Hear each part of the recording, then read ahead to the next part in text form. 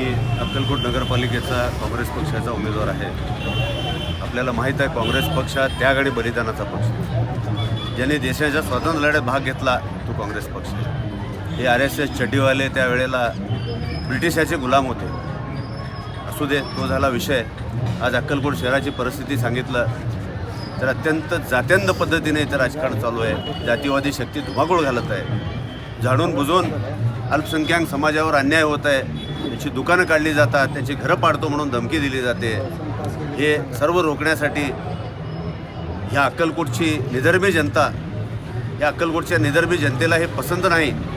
हे जे चाललेलं आहे हे आतापर्यंत कुणी माझ्या 60-62 वर्षाच्या आयुष्यात मी कधी बघितलेलं नाही. अशा पद्धतीचं राजकारण चाललेलं आहे, अत्यंत गलिच्छ. आणि दुसरी गोष्ट, ज्या पक्षाने आदरणीय म्हेत्रे साहेबांना 5 वेळा 6 वेळा निवडून दिलं, या राज्याचं मंत्रिपद दिलं, त्यांनी हे काँग्रेस पक्ष सोडून एका वेगळ्या पक्षात त्यांनी गेले. आणि तो पक्ष काय हो, बाळासाहेब ठाकरेंचे आमदार चोरून जो पक्ष निर्माण झाला त्या पक्षात साहेब जायला नको होतं, याचं मला दुःख वाटतं आहे. कारण आम्ही एवढे दिवस साहेबांना डोक्यावर घेऊन त्यांना अनेक वेळा आमदार केलं. आणि सगळ्यात महत्त्वाची गोष्ट म्हणजे भारतीय जनता पक्षावर वरच्या लेवलला त्यांनी हात मिळवणी केली. आणि आज मी निवडून येतो अशी शक्यता दिसल्यानंतर माझ्या विरोधात मुस्लिम शीट दिलं, पण त्याचा काँग्रेस पक्षाला काही फरक पडणार नाही. अक्कलकोटची निधर्मी जनता ही काँग्रेस पक्षाच्या मागच राहील याची मला पूर्ण खात्री आहे. आणि जो धुमाकूळ या ठिकाणी कल्याण शेट्टींनी घातलेला आहे, आणि आताच मॅडमनी सांगितल्याप्रमाणे कार्यकर्त्याला उमेदवारी न देता स्वतःच्या घरी स्वतःच्या भावाला त्यांनी उमेदवारी दिली, हे कुठेही लोकांना पसंत नाही. त्यामुळं अक्कलकोटची जनता या निवडणुकीत त्यांना 100% धडा शिकवणार आहे याची मला खात्री आहे. आणि दुसरी गोष्ट, गोरगरिबांना काय धमक्या देता तुम्ही? अहो, चांगल्या लोकांना धमक्या द्या ना. गोरगरिबांना आता सध्या प्रत्येक वार्डात आमचे उमेदवार पळवणे, आमच्या उमेदवाराला आमिष दाखवणे, असं करून आमचा लवटे म्हणून एक उमेदवार त्यांनी पळवला. अनेक आमच्या उमेदवाराला कशाची आशा दाखवायची, पैशाची आशा दाखवायची, काय पण कसल्याही प्रकारचं राजकारण इथं चाललं आहे. मग परंतु डॉक्टर बाबासाहेब आंबेडकरांनी जी घटना लिहिली त्या घटनेत आम्हाला अधिकार दिलेला आहे. आणि आमच्या काँग्रेसच्या शासनाने असं कायदा पास केलेला आहे की ज्याचं घर 2015च्या पूर्वीचं आहे त्याला कुणीही माय का लाल त्याच्या घरातून काढू शकणार नाही. त्याला आम्ही काँग्रेस पक्ष जबाबदार आहोत. कुणी त्याला हात लावायला आला तर आम्ही त्याला बघून घेऊ, हे आमचं काँग्रेस पक्षाचं पहिल्यापासून धोरण आहे. त्यामुळं माझी विनंती राहील. अक्कलकोटमध्ये काँग्रेस संपलं अशी टीका करतायत विरोधक, काय सांगाल याबद्दल? त्यांना निवडणूक संपल्यावर दिसेल काँग्रेस संपली का काँग्रेस आहे. काँग्रेस ही कधी संपत नाही हो, 150 वर्षापासूनचा पक्ष आहे. काही दिवस चांगले येतात, काही वाईट येतात, प्रत्येकाला असतंय ते. अहो, BJPचे दोन खासदार होते ना पूर्ण देशात. जे काँग्रेस संपले म्हणतात ते कधी काळी काँग्रेसचा सहारा घेऊनच आज इथपर्यंत पोहोचले. काँग्रेस पक्षाचा सहारा घेऊनच ते इथपर्यंत पोहोचले. हे आपण खरं तर सिद्धार्थ म्हेत्रेंचा विषय काढला. तुम्ही त्यांच्यासाठी खूप काम केलेलं आहे. त्यांच्याशी तुम्ही कट्टर पद्धत राहून तुम्ही काँग्रेस पक्षाची सेवा केलेली होती, परंतु त्यांनी काँग्रेस पक्षाची गद्दारी केलेली आहे. तुम्ही भाऊक देखील झालेला आहात. इथल्या अक्कलकोटवासियांना तुम्ही काय सांगणार आहात? मी काय सांगू, मी सिद्धाराम म्हेत्रेचं काम केलं नाही, मी काँग्रेस पक्षाचं काम केलं. ते काँग्रेस पक्षात होते म्हणून मी त्यांचं काम केलं आहे. वैयक्तिक मी त्यांचं काय काम केलेलं नाही. त्यांनी अपक्ष थांबले असते तर मी त्यांचं काम केलं असतो का? ते काँग्रेस पक्षाचे उमेदवार होते, काँग्रेस पक्षाचे सैनिक होते म्हणून त्यांचं काम केलं मी. आणि येणाऱ्या काळात तुम्ही बघा, अटल बिहारी वाजपेयींनी सांगितलं होतं, आमचे आज 2 खासदार असले तरी काय झालं, आम्ही पुढं प्रगती करू. असं नसतंय काही. राजकारणात चांगले दिवस वाईट दिवस येत असतात.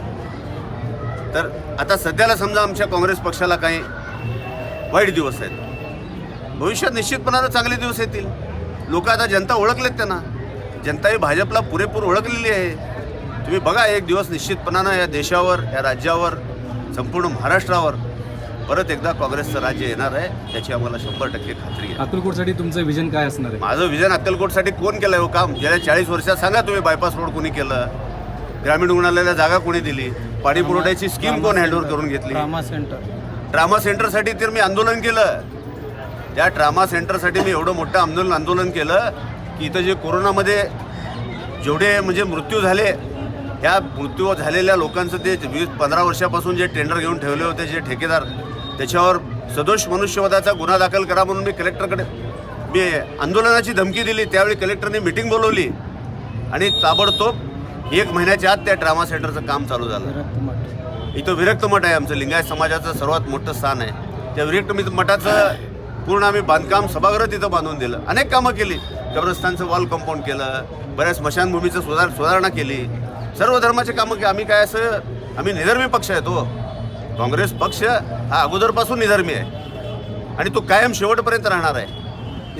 इथं बाहेरचे 4 आमदार बोलून मुस्लिम समाजाला शिवीगाळ केले, लांडे म्हणले, जिहादी म्हणले. आज मला अजब वाटत आहे मुस्लिम समाजाचे काही कार्यकर्ते BJPकडून लढत आहेत.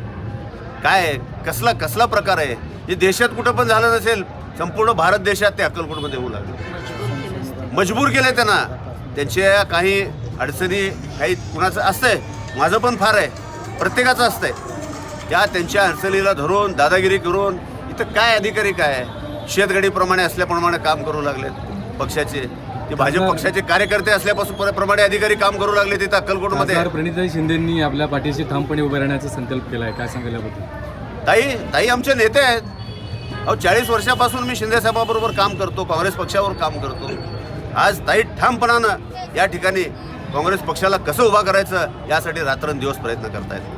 ताई ते आमचे नेते आहेत. आमचे नेते आमच्या मागे ठाम नाही राहतील तर कोण भाजपचे नेते राहतील का? असं काय? हे आमचे महाराष्ट्राचे सरचिटणीस इथं आलेत आमच्यासाठी, पाखरे पाटील साहेब, ॲडव्होकेट पाखरे पाटील साहेब. पक्ष आमचा एकसंघ मजबूत आहे, लोकांना वाटू लागलंय.